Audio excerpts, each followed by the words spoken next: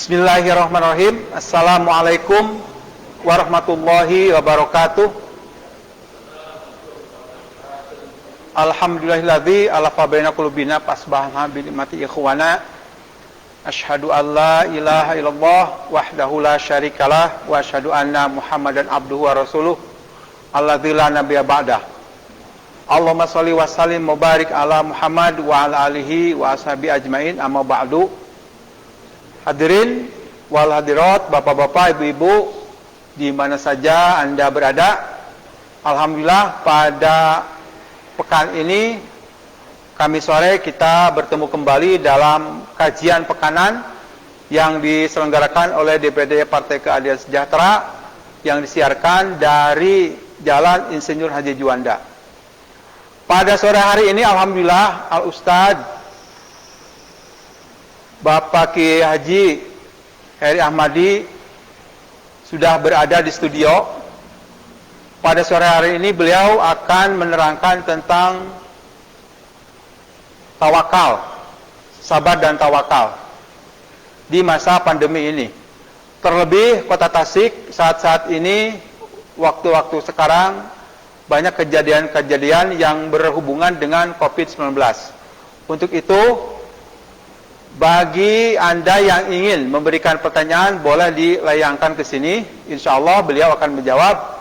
Untuk mempersingkat waktu, kami persilakan kepada Bapak Kiai Haji Ustadz Heri Ahmadi untuk memberikan materinya. Silakan.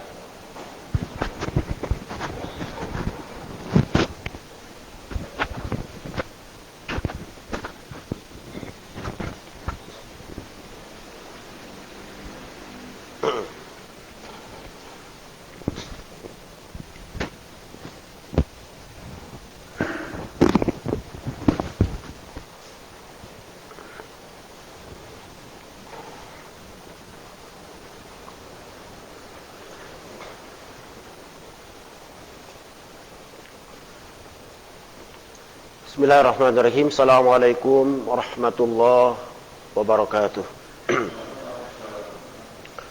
Innal hamdalillah nahmaduhu wa nasta'inuhu wa nastaghfiruh wa na'udzu billahi min syururi anfusina wa min sayyiati a'malina. May yahdihillahu fahuwal muhtadi wa may yudlil fala hadiyalah. Asyhadu an la ilaha illallah wahdahu la syarikalah wa asyhadu anna Muhammadan abduhu wa rasuluhu alladzi la nabiyya ba'dah. Allahumma salli ala Muhammad wa ala ali Muhammad wa ala alihi wa ashabihi wa junudihi wa man tabi'ahum bi ihsanin ila yaumil qiyamah wa ba'du. Faqad qala Allah ta'ala fi kitabihil azim wa huwa asdaqul qailin. A'udzu billahi minasyaitonir rajim. Qul la yusibana illa ma kataballahu lana huwa maulana wa 'alallahi falyatawakkalul mu'minun. Al-ayah. Shadaqallahul adzim. Para pemirsa yang dirahmati Allah Subhanahu wa taala, alhamdulillah wa syukru ala ni'amillah. Pada sore menjelang malam ini kita masih diberi kesempatan oleh Allah Subhanahu wa taala, juga nikmat yang paling besar, yaitu nikmat hidayah, nikmat iman, sehingga kita bisa bertemu kembali dalam kajian atau dalam obrolan yang ringan ini. Di sore hari ini panitia telah memberikan judul pada kami tentang sabar, tawakal dan sabar di masa Covid. Sesungguhnya memang tawakal dan sabar ini tidak dibatasi ya, tapi karena ada kondisional, kemudian dihadapkan pada situasi hari ini tentang musibah Covid. Sebelumnya kita berempati dulu pada saudara-saudara kita di Kota Tasikmalaya ataupun di kabupaten di mana saja berada yang tertimpa musibah Covid. Kita doakan mudah-mudahan Allah berikan kesabaran, Allah sembuhkan kembali dari penyakitnya, kemudian keluarganya juga diberikan kekuatan, diberikan kesabaran, dan bagi siapapun mudah-mudahan bisa mengambil pelajaran dan Allah selamatkan kita dari wabah Covid ini. Amin ya rabbal alamin.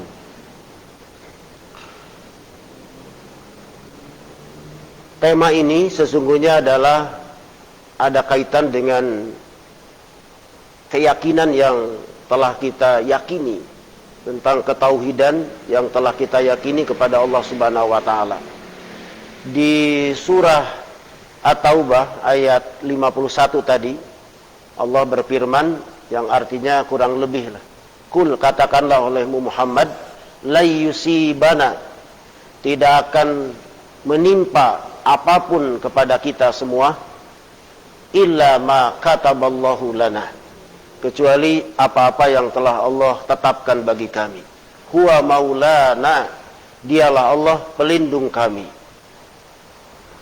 Wa 'alallahi falyatawakkalul mu'minun, dan kepada Allah bertawakallah orang-orang yang beriman. Para pemirsa yang dirahmati Allah Subhanahu wa taala, ayat ini sangat jelas bagi kita menjelaskan yang pertama bahwa bahwa tawakal dan sabar adalah sikap mental seseorang yang ada kaitannya dengan keyakinan dia kepada Allah Subhanahu wa taala. Tawakal ini adalah tahapan berikutnya ketika seseorang telah melakukan ikhtiar. Atau dengan kata lain, sesungguhnya tidak ada tawakal tanpa ikhtiar. Jadi salah kalau orang mengatakan saya bertawakal tanpa ada ikhtiar. Jadi urutannya itu, tawakal itu sebelumnya harus ada ikhtiar. Nah, malah kalau kita lihat di beberapa keterangan, ikhtiar ini ada yang sifatnya individu, ada yang sifatnya berjamaah. Jadi kalau berjamaah artinya bukan keinginan kita. Nah, ini harus melalui tahapan yang disebut dengan syura. Nah, setelah syura kemudian ada keputusan. Nah, setelah keputusan maka ada kata-kata azimah.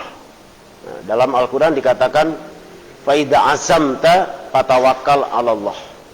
Nah, setelah itu baru ikhtiar. Tapi kalau itu adalah urusan pribadi, nah, biasanya suroknya itu adalah internal pribadinya. Jadi kita memiliki anggota-anggota yang ada pada badan kita. Maka salah satu di antara panglima tertingginya adalah hati. Oleh sebab itu hati ini jangan dikotori. Karena hati bisa memberikan guidance kepada kita ketika kita mendapatkan sesuatu yang bingung. Nah, Rasul pernah mengatakan, istabti qalbaka. Ketika satu saat Anda bingung untuk mencari jawaban, tidak ada orang yang dipercaya, situasinya genting, maka jangan bertanya kepada yang lain, tanyakanlah kepada diri Anda. Insya Allah hati kita akan menjawab. Maka kalau urusannya pribadi, maka itu adalah akan diputuskan dengan sesuai suara hati. Suara hati itu adalah hatarat. Jadi ada lintasan hati. Nah, setelah itu baru dijadikan azam dan ada ikhtiar. Nah, ketika kita ikhtiar, tentunya mekanismenya dalam ajaran Islam kita juga sudah pada tahu. Ada doa. Nah, doa ini adalah bagian daripada ikhtiar. Doa adalah awalnya, kadang-kadang juga di tengah, kadang-kadang juga di akhir. Jadi itu tidak ada jeleknya, di awal, di tengah, dan di akhir. Doa-doa untuk menghadapi COVID sudah pada hafal semua. Ada doa yang simple ketika kita berlindung, a'udzu bikalimatillahi tammah min syarri ma khalaq.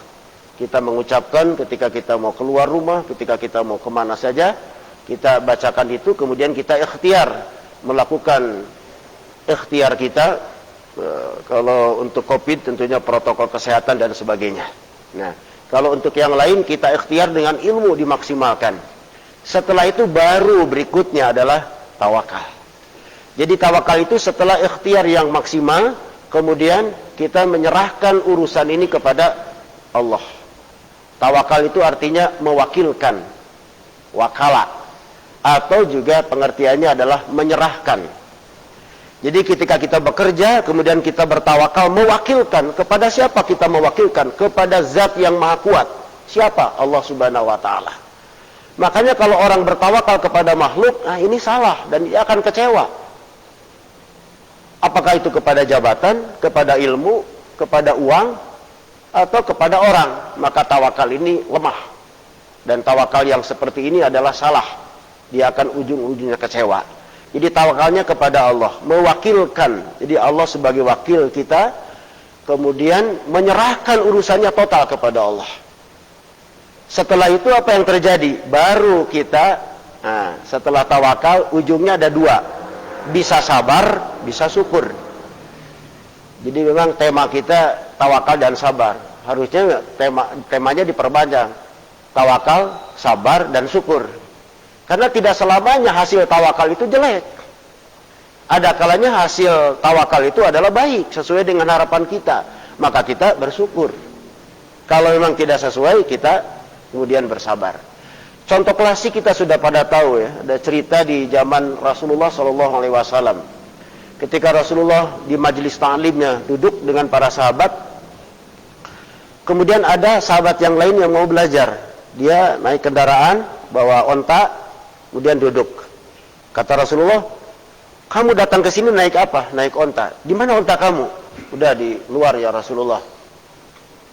Terus ya dibiarkan. Saya tawakal kepada Allah. Bagaimana kalau onta itu lari atau hilang? Saya tawakal kepada Allah ya Rasulullah. Rasulullah kemudian bertanya, sudahkah kamu ikat onta itu? Belum. Salah. Kamu menyerahkan urusan kepada Allah dan kamu tidak ada ikhtiar. Itu namanya tafwid. Kalau bahasa ulama, upawidu amri ilallah, tapi dia tidak ada ikhtiar. Ini salah. Jadi kamu ikat onta itu, setelah itu baru kamu tawakal kepada Allah. Nanti apakah hilang atau tidak hilang, kamu sudah ikhtiar. Karena Allah bukan hanya menjaga onta kamu, itu sama dengan menyuruh. Nah, jadi Rasul mengajarkan kepada para sahabat ada ikhtiar, ada pekerjaannya, ada upayanya. Hasilnya, nah ini bisa positif, bisa negatif. Nah, kalau ternyata positif, maka dia bersyukur. Kalau negatif, maka dia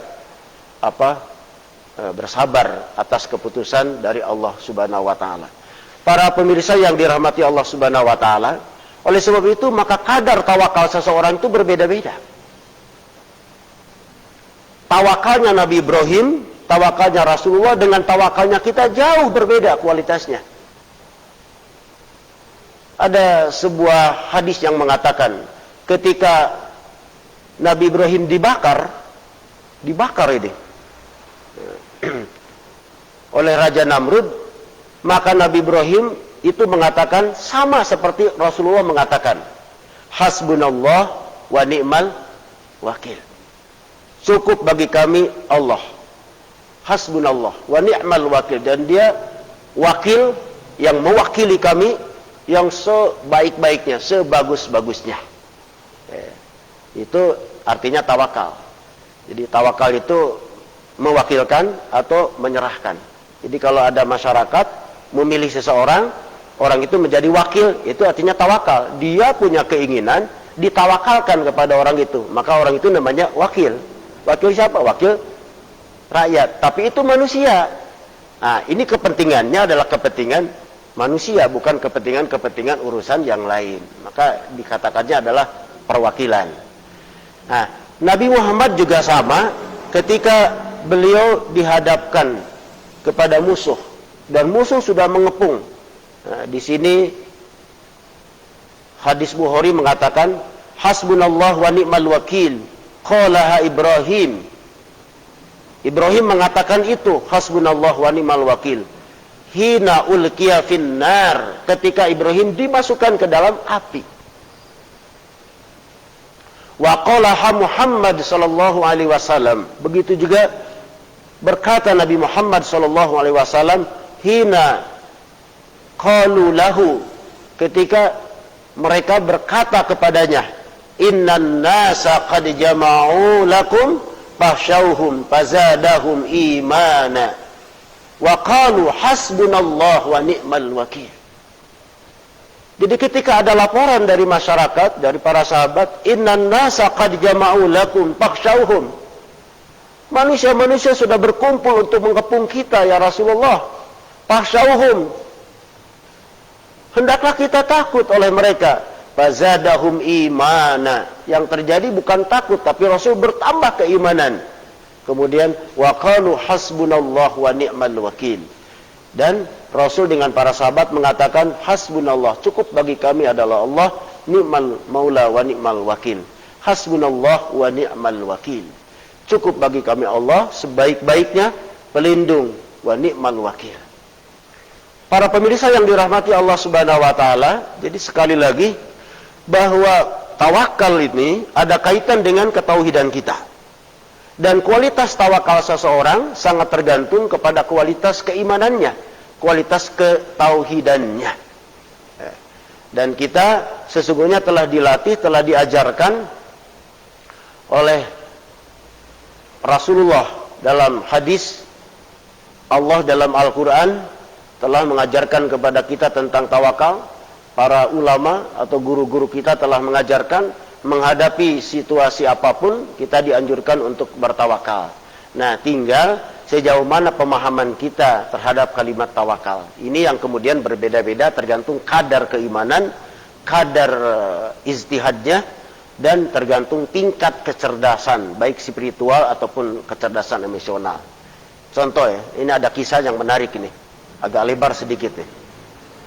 Ketika perjanjian Hudaybiyah itu 10 tahun ya, gencatan senjata, dan ada klausul perjanjian orang Mekah tidak boleh kalau dia hijrah atau dia lari ke Madinah harus dikembalikan ke Madinah. Orang Madinah ketika dia kabur ke Mekah, ya orang kafirnya, dia nggak usah kembali lagi. Itu salah satu klausulnya. Dan ini yang membuat para sahabat kemudian kurang setuju, di samping bismillah dihilangkan dan sebagainya. Tapi Rasul sudah mengatakan ini wahyu, ini wahyu. Jadi saya dibimbing oleh wahyu. Nah, pada peristiwa itu banyak sahabat-sahabat yang tidak sempat hijrah karena sudah ada perjanjian.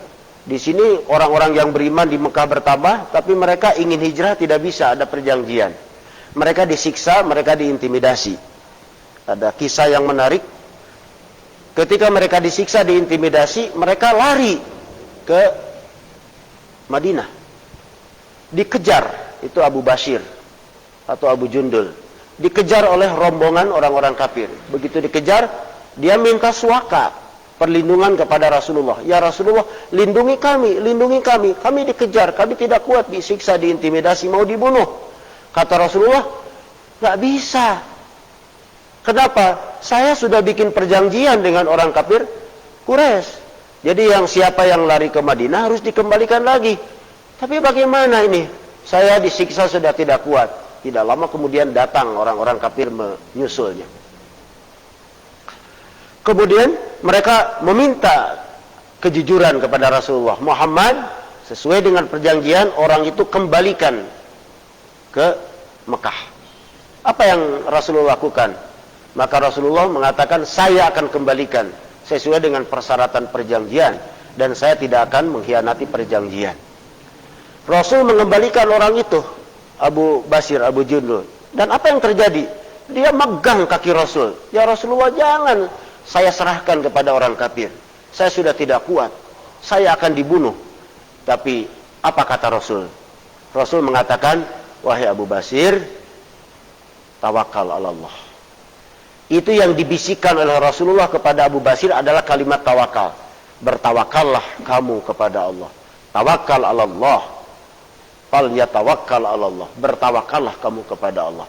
Jadi kalimat tawakal itu kemudian menginspirasi Abu Bashir, Abu Jundul. Maka dia kemudian dipulangkan, dibawa oleh orang-orang kafir dan diikat karena takut kabur. Apa yang terjadi? Kalau sampai ke Mekah, pasti saya akan disiksa lagi. Akan diintimidasi. Tapi Rasul telah mengatakan, bertawakallah kamu kepada Allah.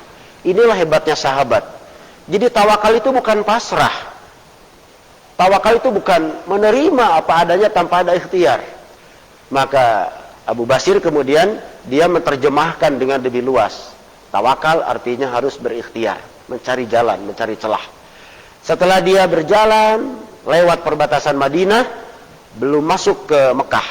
Jadi sudah keluar Madinah, supaya tidak disalahkan nanti Rasulullah. Maka dia beralibi kepada pengawalnya. Wahai pengawal, izinkan saya mau qada hajat. mau buang kotoran nih, nggak kuat nih. Tadinya tidak diizinkan, tapi karena dia memaksa, silakan. Tapi tetap dalam pengawasan, dibuka rantainya. Dia qada hajat. Ketika dia qada hajat, dia berpikir tentang kalimat Rasul, tawakal. Maka apa yang terjadi? Dia pulang dari qada hajat dengan secepat kilat, dia menyambar pedang musuhnya, diambil dan kemudian ditebaskan. Mati dia. Beberapa orang yang selamat dia nggak berani melawan karena ini sudah nekat. Dia lari sampai lari lagi. Larinya bukan ke Mekah, ke Madinah. Karena minta perlindungan Rasul. Muhammad, ternyata sahabat Anda itu di tengah perjalanan membunuh teman-teman kita. Rasul bertanya, di mana dibunuhnya? Di luar perbatasan Madinah. Kata Rasul, itu di luar klausul perjanjian. Jadi Rasul tidak disalahkan. Kemudian orang itu diantarkan ke Mekah dan selamat. Apa yang terjadi? Dia menafsirkan kalimat tawakal yang luar biasa. Jadi tawakal itu bukan diam. Ini ada COVID-19. Ya, kita diam, tidak melakukan apa-apa saja. Diam saja. Bukan seperti itu. Tapi kita lakukan protokol kesehatan, lakukan upaya segala macamnya, tetapi kita tetap jangan bertawakal kepada makhluk. Jadi kalau kita mengatakan, saya kan sudah melakukan protokol kesehatan, saya kan sudah melakukan ini, kenapa kena? Jangan begitu. Karena ayat tadi mengatakan, qul la yusibana illa ma kataballahu lana. Katakanlah olehmu Muhammad, tidak akan menimpa kepada kami kecuali apa-apa yang telah ditetapkan. Qul la yusibana illa ma kataballahu lana. Kecuali apa-apa yang telah ditetapkan. Sedangkan ketetapan Allah itu sudah ada di Lauhul Mahfuznya. Jauh sebelum peristiwa ini. Jauh sebelum corona, sebelum COVID-19. Itu di surat Al-Hadid. Ma asaba min musibatin fil ardi wala fi anfusikum illa fi kitab min qabli an nabraha.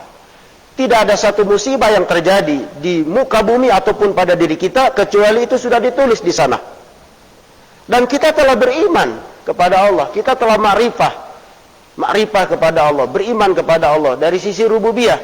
Allah yang mengatur, Allah yang memelihara dan sebagainya. Tinggal kita menggali celah apa di balik musibah ini. Itu yang harus kita temukan, hikmah apa di balik peristiwa ini. Allah sedang memberikan pelajaran kepada kita. Di balik peristiwa ini, apa yang harus kita lakukan? Tentu yang pertama bagi orang-orang beriman, introspeksi lah. Introspeksi, setelah melakukan introspeksi, dia beristighfar, bertaubat. Setelah itu apa yang dilakukan? Dia berdoa. Setelah berdoa, kita lakukan ikhtiar. Ini yang dikatakan dengan tawakal. Jadi, itulah makna tawakal yang diterjemahkan oleh para sahabat sesuai dengan kualitas kecerdasan intelektual dan kecerdasan spiritualnya. Jadi Abu Jundul ketika dikatakan bertawakallah kepada Allah, dan dia menjabarkan dengan yang luar biasa. Akhirnya dia tidak juga pergi ke Mekah karena diancam, tidak juga kembali ke Madinah karena Rasul akan dicoreng oleh orang-orang kafir Quraisy, tapi dia diam di antara Mekah dan Madinah. Dan itu juga yang kemudian ada di Quran. Ini menjadi sebuah peristiwa yang membuat kegoncangan orang-orang kafir Quraisy di luar klausul perjanjian dan mengakibatkan mereka mencabut perjanjian. Jadi bukan Rasul. Dan ternyata ada kekuatan seperti ini. Inilah makna daripada tawakal. Para pemirsa yang dirahmati Allah Subhanahu wa taala, maka ada juga di hadis Nabi Rasulullah mengatakan, ketika seseorang ditimpa musibah, ditimpa penyakit, kemudian dia bertawakal kepada Allah, tidak melakukan praktek-praktek yang salah, maka dia akan masuk kepada 70 ribu orang yang masuk surga tanpa dihisab. Ini banyak, tapi kalau jumlah keseluruhan kan jadi sedikit. 70 kan kuotanya sedikit, sedangkan jumlah penduduk itu banyak. Jadi kalau kita ingin masuk ke sana, ada melalui pintu jihad, pintu-pintu yang lain, ada juga melalui pintu tawakal. Rasul mengatakan, humul ladina la yastarqun. Mereka akan masuk ke surga yang 70.000 itu adalah orang-orang yang la yastarqun, yang tidak meminta untuk dijampe-jampe. Ini mohon maaf ya, mohon maaf ini. Ada pada terjemah yang lain, bukan berarti nggak boleh. Termasuk juga tidak meminta-minta di ruqyah. Bukan ruqyah itu nggak boleh, bukan. Meminta-minta. Jadi ketawakalannya itu tipis. Ruqyah itu boleh. Ini yastarqun. Jadi orang yang tidak minta dijampe-jampe. Kalau jampe sudah masuk kepada syirik. Syirik. Karena ruqyah pun ada dua kan, ada ruqyah syar'iyah, ada ruqyah ghair syar'i. Wala yatatayyarun, dan mereka tidak tatayyur. Tatayyur ini perbuatan-perbuatan yang menyalahkan makhluk ya. Ada burung, kemudian beranggapan anu-anu dan sebagainya. Wala yaktawun, dan mereka tidak berobat dengan besi panas, kai. Itu kan dilarang maksudnya. Besi panas itu dilarang. Wala rabbihim yatawakkalun, dan mereka kepada Rabbnya itu bertawakal. Nah, oleh sebab itu saya juga baca di hadis Nabi tentang tawakal, ini hadis Tirmidzi ya. Lau annakum tawakkaluna 'ala Allah haqqa tawakkulihi la razaqakum kama yarzuquna at-tayra tagdu himasan wa taruhu bitanan. Kata Rasulullah dalam hadis riwayat Imam At-Tirmidzi, seandainya kalian bertawakal kepada Allah, tawakalnya itu seperti apa? Haqqa tawakkulihi, tawakal yang sebenar-benarnya tawakal. Makanya dalam bertawakal itu tadi juga dikatakan diawali dengan adanya ikhtiar diawali dengan adanya azimah atau azam, atau ada niat. Nah, ini kan azimah dan niat ini sudah masuk bagian daripada amal.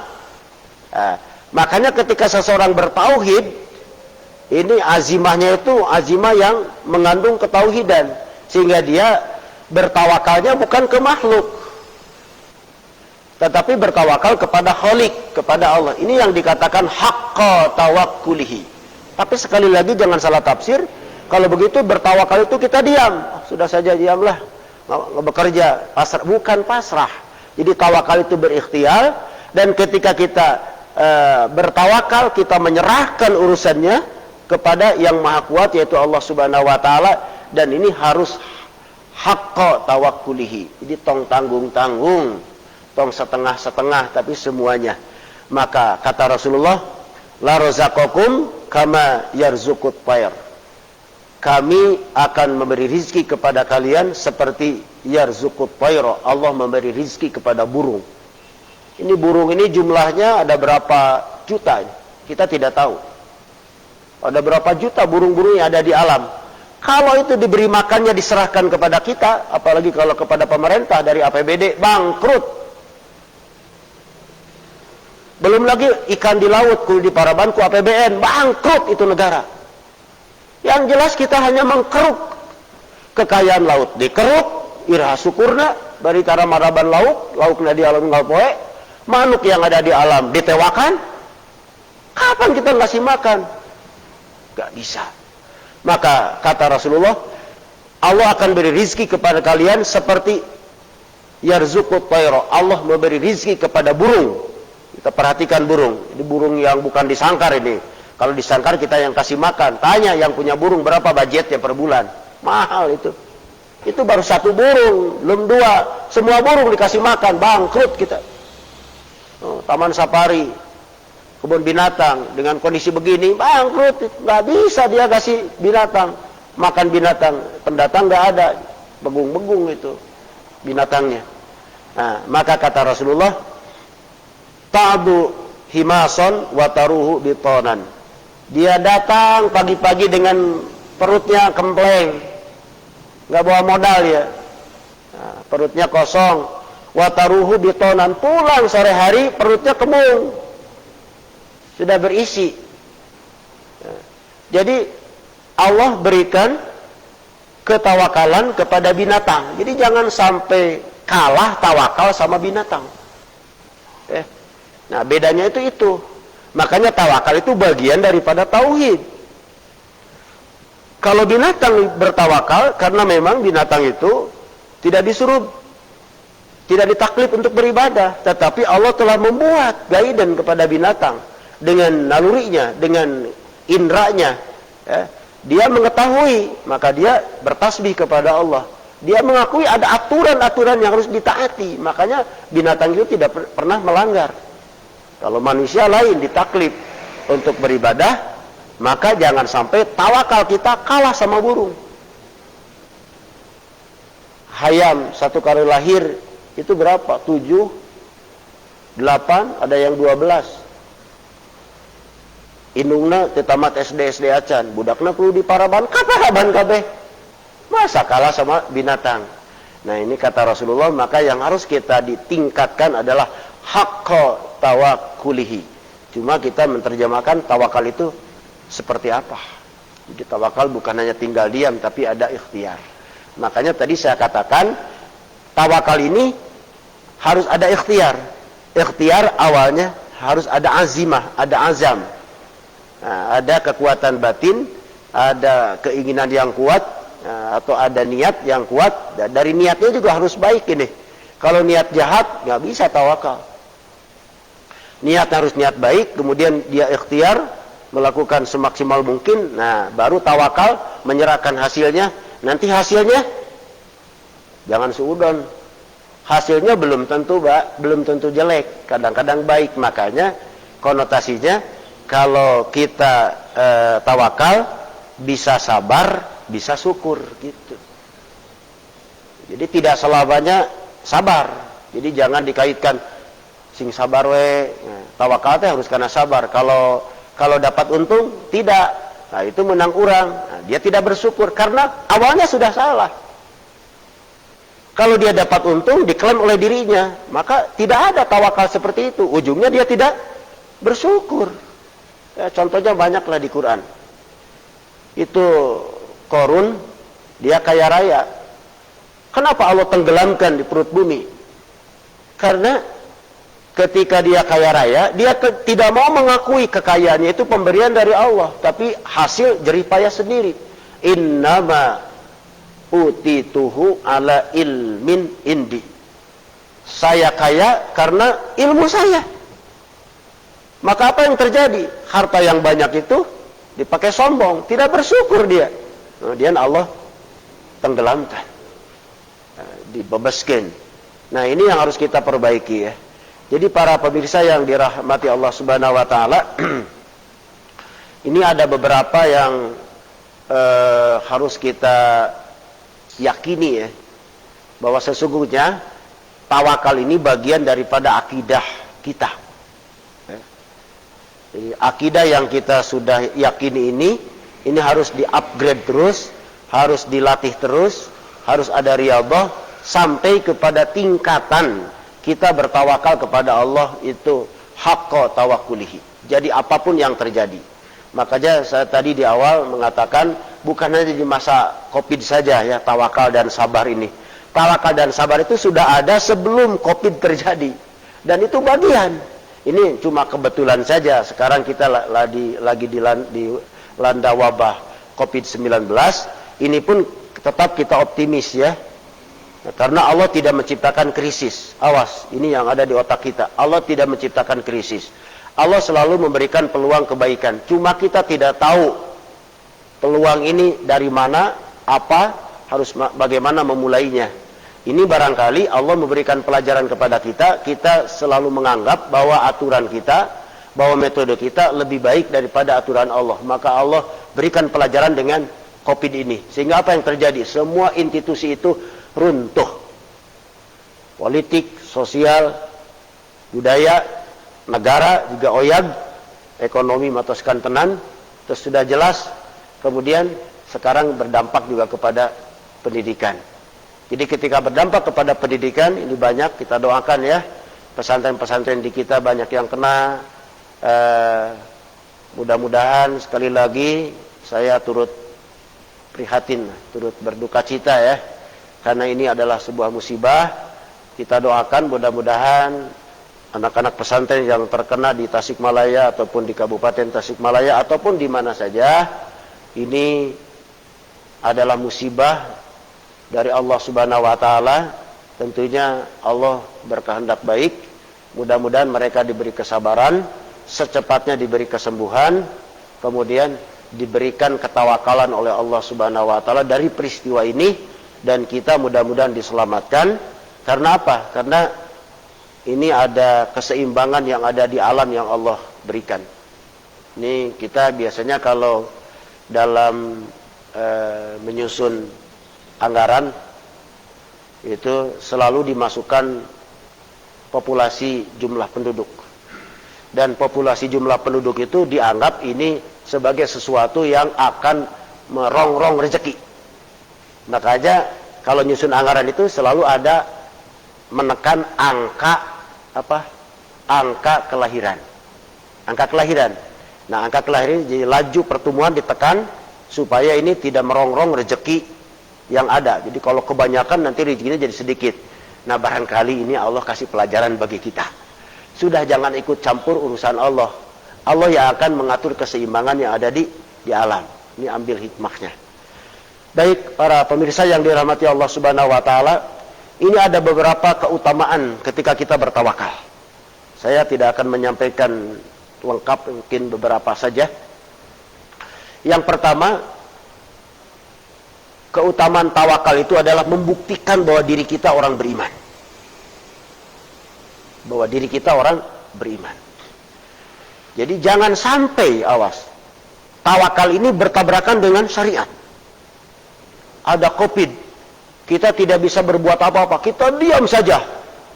Ambung naon-naon acan. Kemudian kesana nggak boleh, kesini nggak boleh. Mencekam, jadi stres. Jadi tawakal itu yang tadi kita lakukan upaya-upaya manusia, ikhtiar manusiawi, lakukan apa perintah Allah untuk beribadah, tidak kemudian jadi berhenti. Setelah itu kemudian kita serahkan. Jadi ada ikhtiar basyariah, kemudian ikhtiar basyariah dibantu dengan ikhtiar ruhiyah. Jadi yang jangan lupa itu doa. Doa jangan lupa ini, tiap pagi, petang, malam, pokoknya pikuli ahyanihi, mau keluar bacakan doa.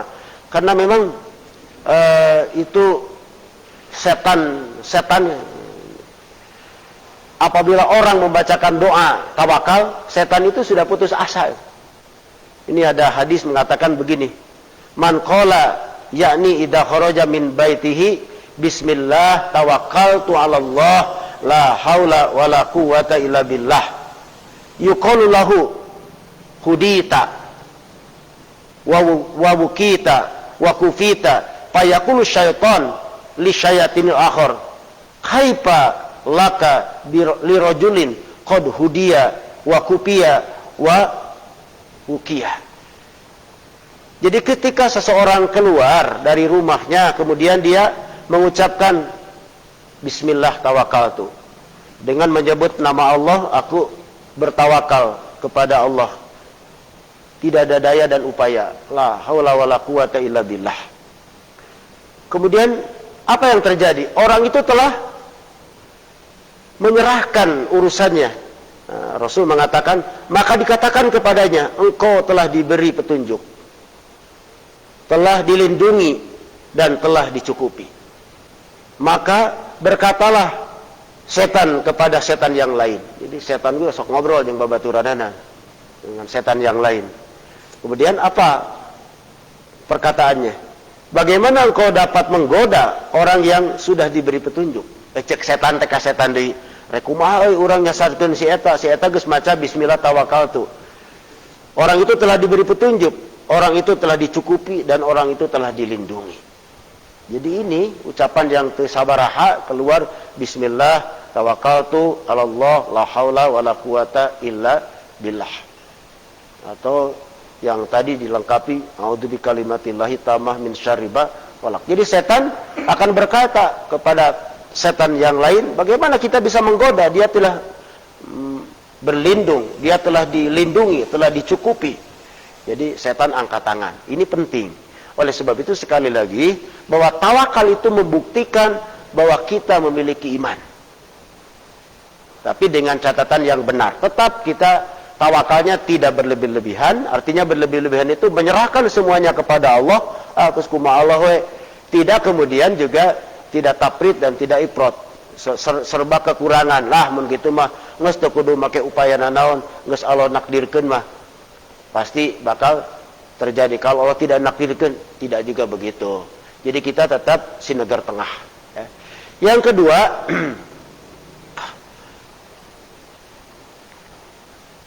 orang bertawakal itu ini untuk memperoleh jaminan rizki dari Allah. Ini nih. Jadi ada kaitannya nih. Ya. Kalau tawakalnya yang benar, maka Allah kasihkan rizki. Ini di surat At-Tolak kan ada kaitan dengan takwa. Memang tawakal ini kan sikap mental yang lahir dari ketauhidan, iman dan takwa. Dia akan melahirkan tawakal.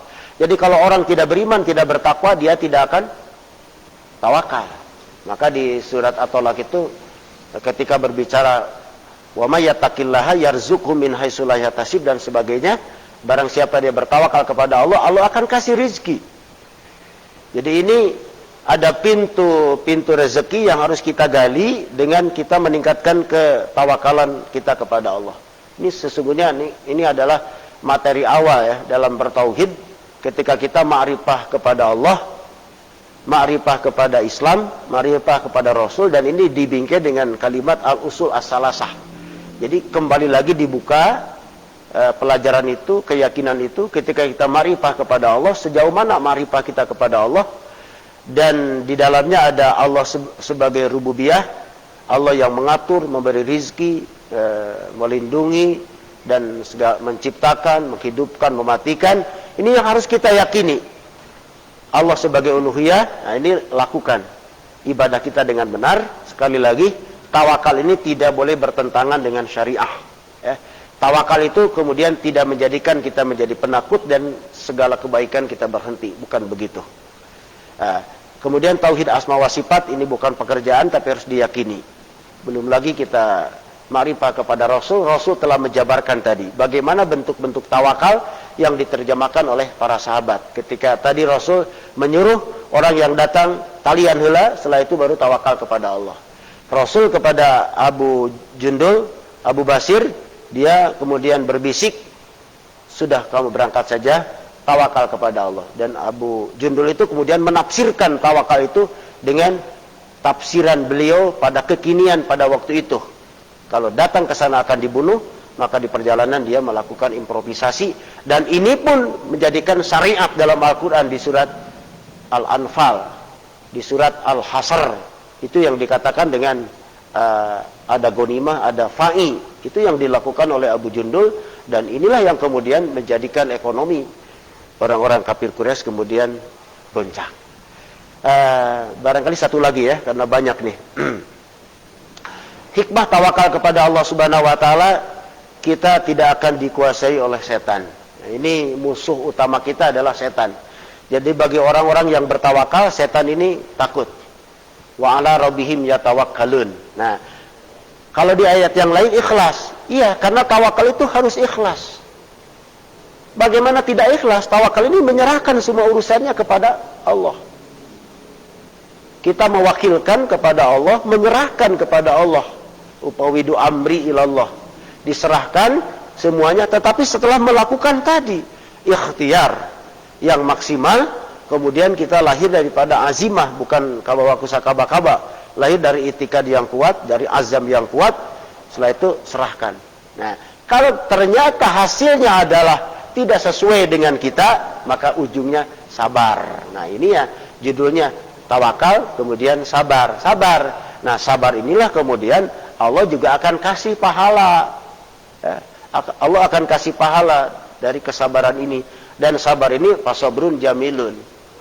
Tidak ada lagi cara yang paling baik kecuali ya sabar. Kalau ternyata hasilnya baik, jangan seperti Qarun.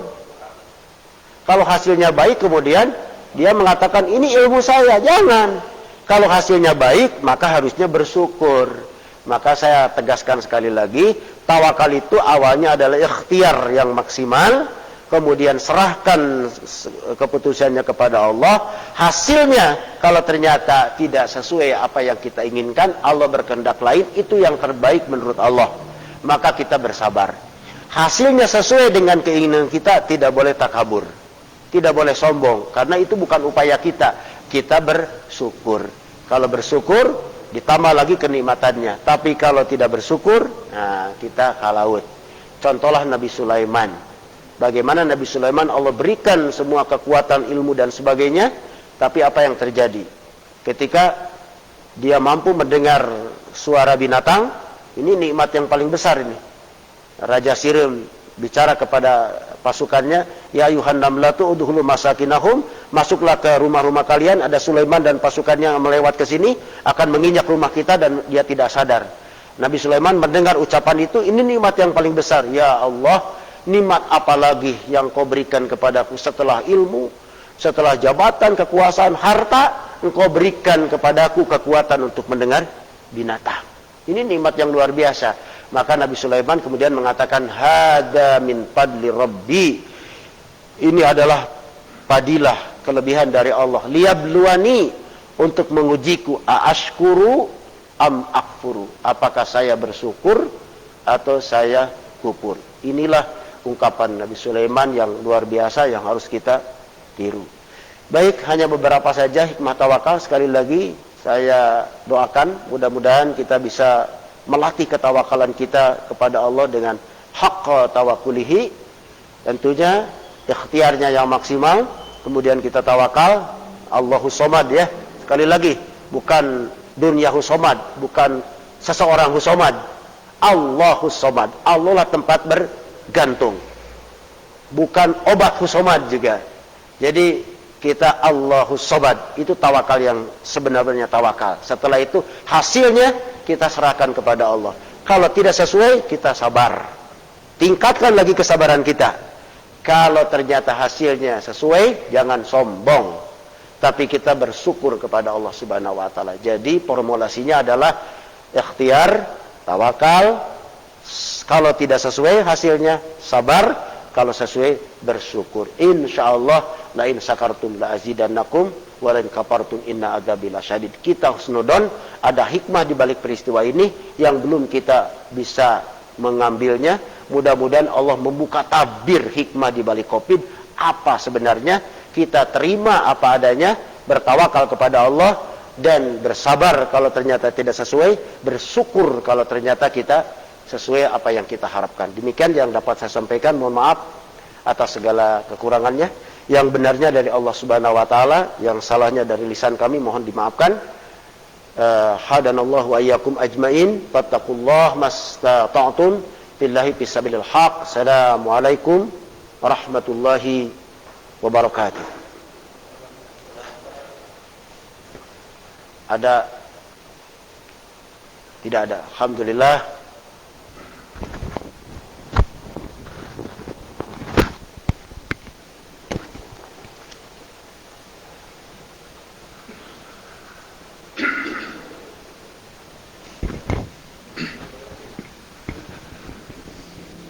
Hadirin Bapak-bapak, Ibu-ibu di mana saja Anda berada, alhamdulillah tadi uraian yang disampaikan oleh Bapak Kiai Haji Ustadz Heri Ahmadi luar biasa. Mudah-mudahan uraian tadi menjadikan kita lebih bersabar, bertawakal dan ikhtiar agar kejadian COVID-19 ini ada hikmahnya kepada kita semua. Dan mudah-mudahan musibah yang menimpa saudara-saudara kita, terutama yang ada di pondok pesantren, oleh Allah diberi kesembuhan dan ketawakalan. Dan kita sama-sama berdoa mudah-mudahan COVID-19 segera berakhir di muka bumi ini, ya, supaya segalanya pulih kembali. Itu saja yang bisa saya sampaikan, dan kita tutup dengan doa Rabbana hab lana min azwajina wa dzurriyyatina qurrata a'yun waj'alna lil muttaqina imama. Rabbana atina fid dunya hasanah wa fil akhirati hasanah wa qina adzabannar. Wassalamualaikum warahmatullahi wabarakatuh.